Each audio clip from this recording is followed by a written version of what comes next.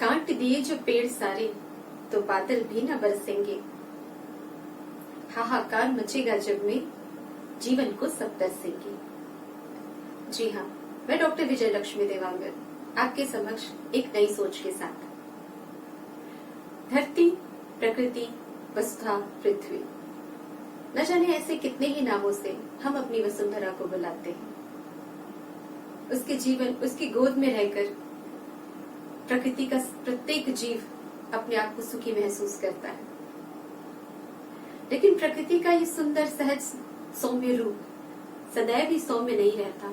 सदैव वह ममता में माँ के रूप में हमें नजर नहीं आती। कभी कभी वह रौद्र रूप भी धारण कर लेती है, और रौद्र रूप जब धारण करती है तो सुनामी, महामारी, भूकंप, बाढ़, न जाने ऐसी कितनी ही प्राकृतिक विपदाएं हमारे समक्ष उपस्थित हो जाती हैं।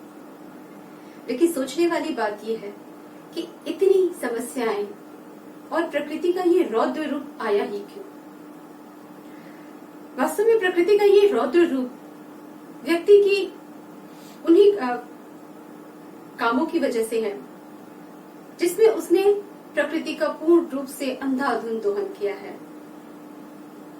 उसने पेड़ों की कटाई की है, नदियों को दूषित किया और पृथ्वी पर मानव जनसंख्या का बढ़ता हुआ भार। ऐसे अनेक कारण हैं जिससे कारण प्रकृति अपने रौद्र रूप में, कालिका रूप में हमें नजर आने लगती है।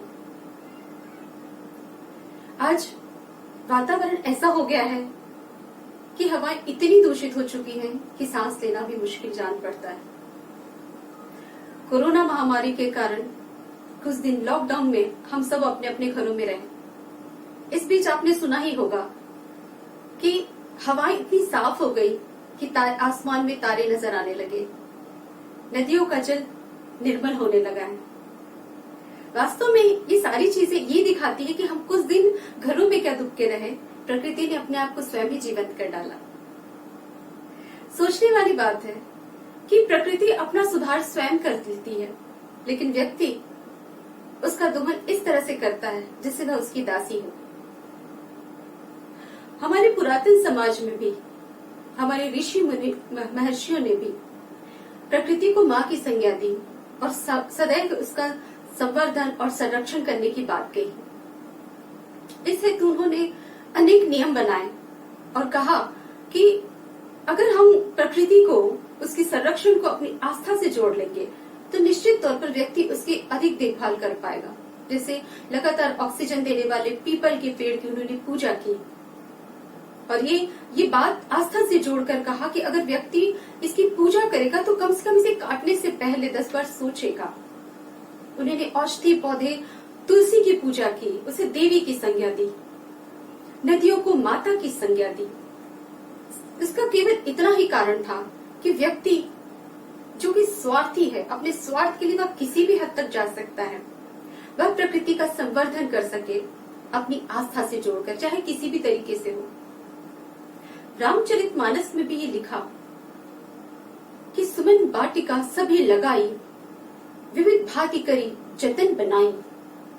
इट मीन्स लोगों के लिए ये एक ऐसी भावना बनाई गई ताकि व्यक्ति अपने आप से, अपनी भावना से, अपनी सोच से, सेल्फ अवेकिंग से प्रकृति का संवर्धन और संरक्षण कर सके।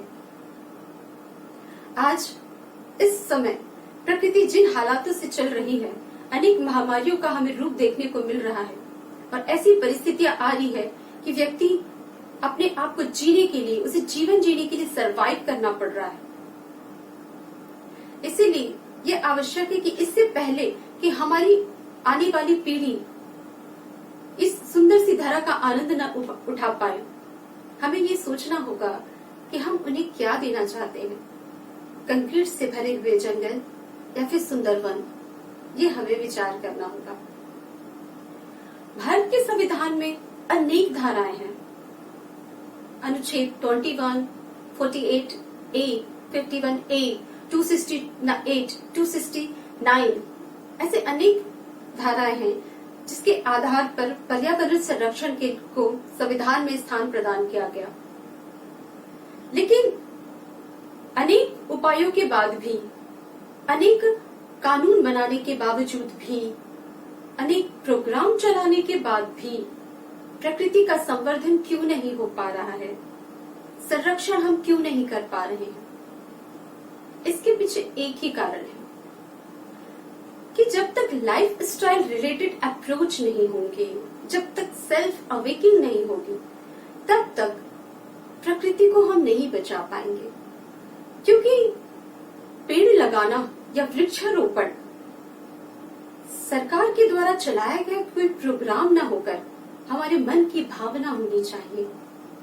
हमारे अंदर ये दृढ़ संकल्प होना चाहिए कि हमें हमारी वसुधा की रक्षा करनी है, हमें एक पेड़ लगाना है, वृक्षारोपण करना है।